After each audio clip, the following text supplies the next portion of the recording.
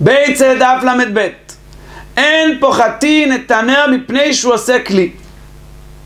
היו לוקחים כמו ביצה כזאת של טיט ותוחבים בה את האגרוף ליצור שקע, ובשקע הזה היו מניחים את השמן ואת הפתילה, וזה נקרא נר.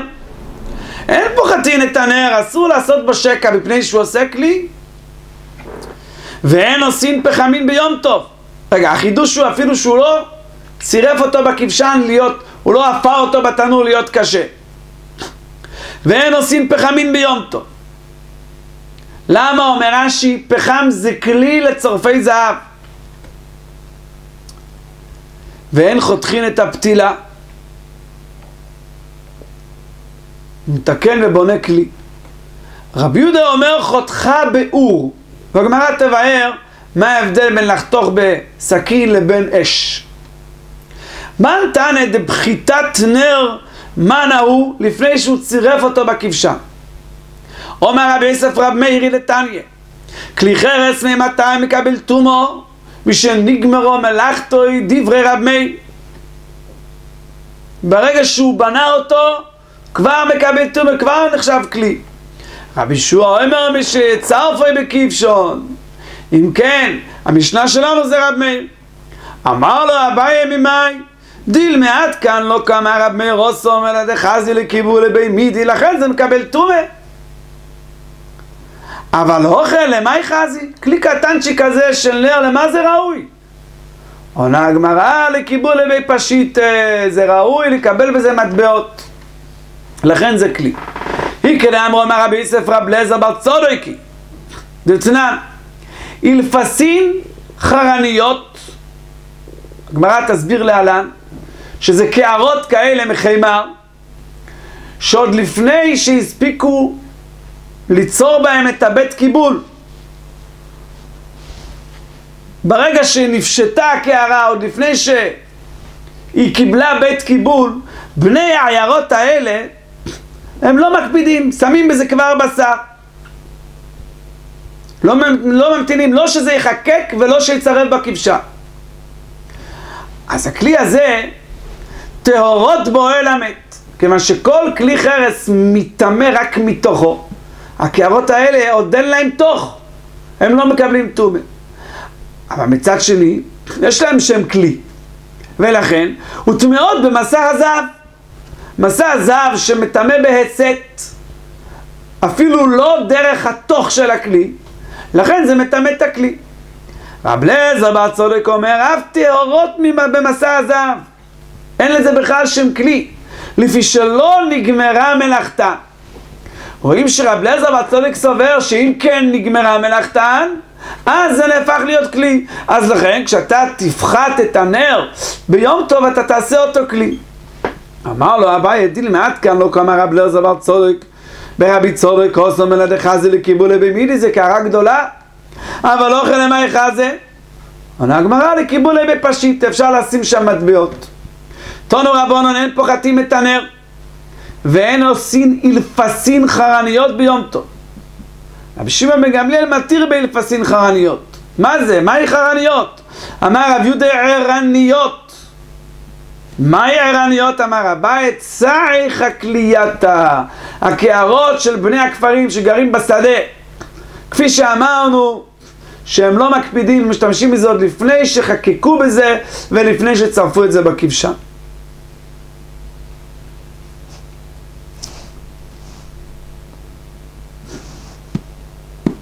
תוני הבחיה, סליחה, ואין עושים פחמין. ככה קראנו במשנה, פשיטה, למה יחזי? למה הייתי חושב, למה הוא צריך את הפחמין האלה בכלל? תוני הבחיה לא נצליחה אלא למוסרן לאוליירין לבו ביום, למכור אותם לבלנים שאחראים על חימום הבית מחץ היום ביום טוב. זאת אומרת, מה פירוש? הוא בו ביום מישורי? מותר ביום טוב לחמם את הבית מחץ? אסור לרחוץ בחמים ביום טוב? אומרת הגמרא, כדאמר רוב להזיע וקודם גזרה, חנם להזיע וקודם גזרה. שהיו נכנסים רק להזיע זיעה, להתחמם בלי להתרחץ במים לפני שגזרו. ואין חותכים את הפתילה לשניים. מה ישנו בסכין דלא דקו מתקן מונה? הוא הופך את זה מאחד לשתיים. באור נמקו מתקן מונה, תונר הבחייה, חותכה באור בפי שתי נרות. כיוון ששתי הראשים של הפתילה מונחים בתוך שתי נרות, כשהוא צריך להדליק אותה מבת אחת והוא גם מדליק באמצע, זה לא כזה מוכח שהוא בא לתקן כלי. סתם נראה שהוא בא להדליק את הנר.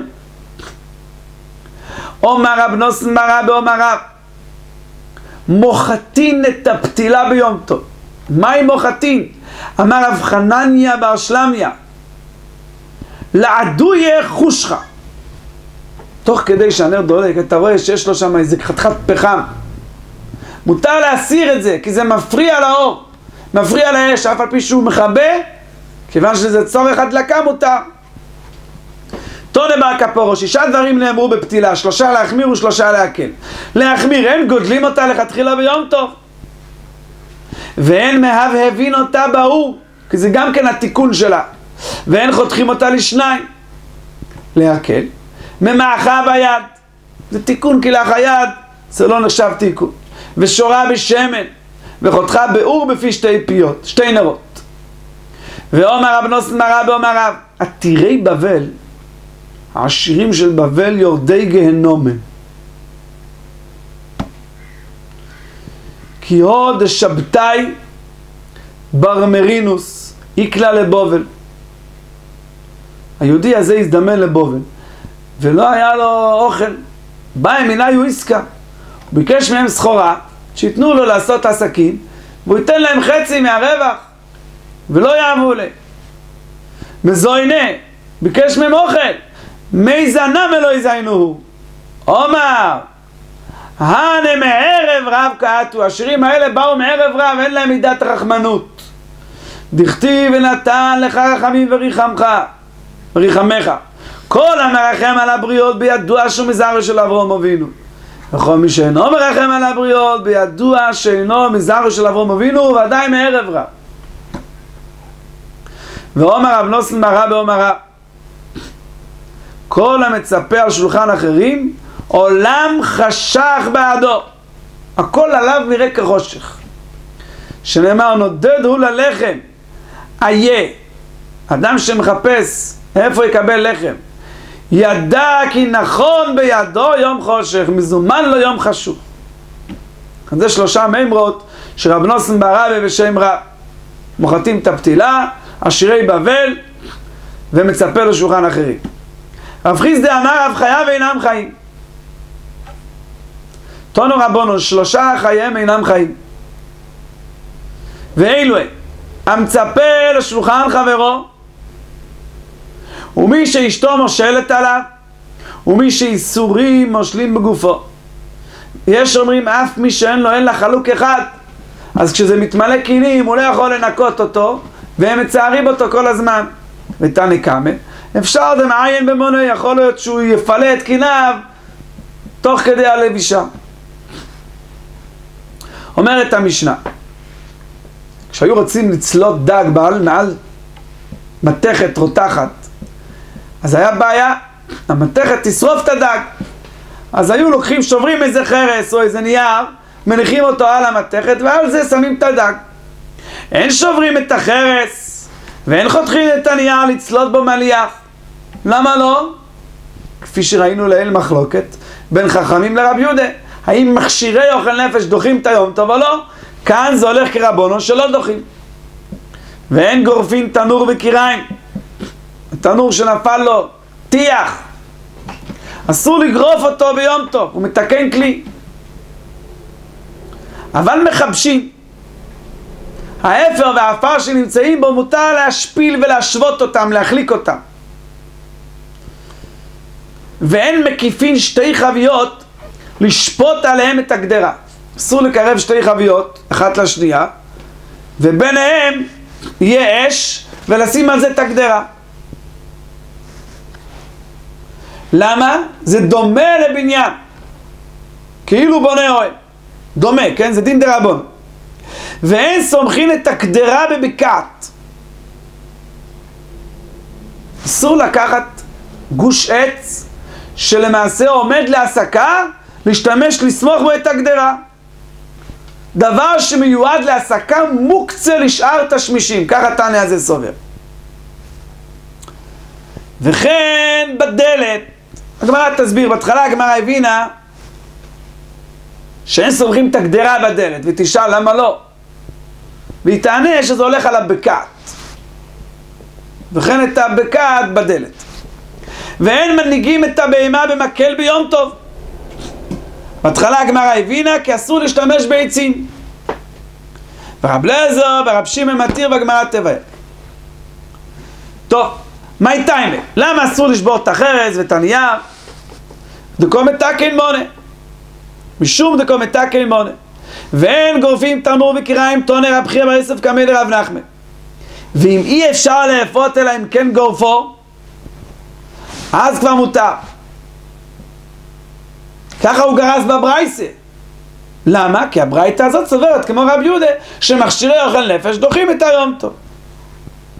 דביתו דרב חייא נפל לה אריכה בתנורה ביום טוב.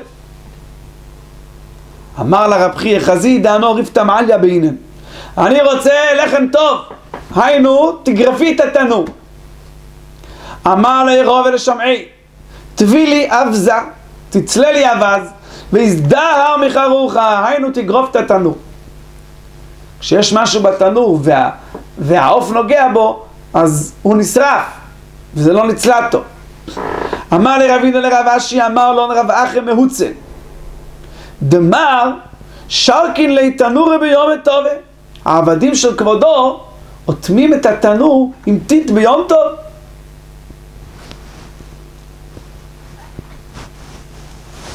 רש"י אומר, גיבול טיט זה תולדה של אישה? אסור לעשות את זה ביום טוב. אז הוא אמר לו, אמר לי ענן, הרקת לפרת צמחינן. אנחנו גרים על יד הנהר פרת, יש שם כל הזמן בוץ ואפר מגובל, אז ממילא אנחנו לא צריכים לגבל, אנחנו לוקחים מוכן, זה מותר. והנה מילה דציירם אתמול, שהוא כבר צייר לעצמו מאתמול את המקום של הטיט שממנו הוא ייקח, אז הוא הכין אותו והוא לא מוקצה. אומר אבינה וקיטמה, לגבול מים באפר מותר, שרי, כיוון שזה לא מתגבל טוב, זה לא נקרא גיבול. ואין מקיפין שתי חביות כדי להניח עליהם את הגדרה. אומר רב נחמן, אבנים של בית הכיסא מותר לצדדן ביום טוב, לשים שתיים כאלה שאוכל לשבת ויהיה חלל ביניהם. היא סבירה בלרב נחמן, קראנו במשנה, אין מקיפין שתי חביות לשפוט עליהם את הגדרה. אמר לי שייני התם, כי כיוון שהוא מניח עליהם את הגדרה וקרובי דהולה, זה כמו אוהל. מה שאין כן בבית הכיסא, אדם שיושב אדם זה לא גג. אמר לי רב זוטה לרב אשי, אלא מעתה בנה הסתבע ביום טוב, הוא יבנה כיסא ממש גמור בלי חלל, זה לא אבי דהולה. וכנם ולשורן גם אסור, גם בלי הנקודה של אוהל. אמר לי, התם בניין כבר אסרת תורה, בניין גמור זה אסור מדאורייתא, בניין ארעי בלי טיט לא אסרת תורה, וגזרו רבנן על בניין ארעי משום בניין כבר. ואחרי באבנים של בית הכיסא משום כבודו לא גזרו בי רבנו. על דרך מה שאמרנו במשנה, לא להניח שתי חביות ועליהם גדרה. אמר רב יהודה, היי מדורתא, כשאתה בונה מדורה גדולה ביום טוב, מלמעלה למטה, שרי מלמטה למעלה אסור, אסור להתחיל מלמטה לבנות ומעל זה לשים קורות, שככה יצא אוהל. תשים את הקורות העליונות ומלמטה תביא את התחתונות. וכן בי אתה, אדם ששם ביצים גסות על כלי חלול, שלא ישיב את הביצים על הכלי, אלא קודם כל יחזיק את הביצה באוויר ויביא את הכלי מתחת. וכן גדרה, שהוא שם אותה על שתי חביות, שיחזיק את הגדרה ויביאו מתחתיה את החביות. וכן פוריה, הוא בא לפתוח מיטה מתקפלת, שקודם כל יפרוס את האור ומתחת יביא את הרגליים, לא שיניח את הרגליים ועל זה יתלה את האור. וכן חביתה, הוא מסדר חביות במחסן, שלא יניח שתיים ואת השלישית העליונה מעליהם כאוהל, אלא יחזיק את העליונה באוויר ואחרים יביאו את החביות אל תחתיה. עד כאן דף ל"ב.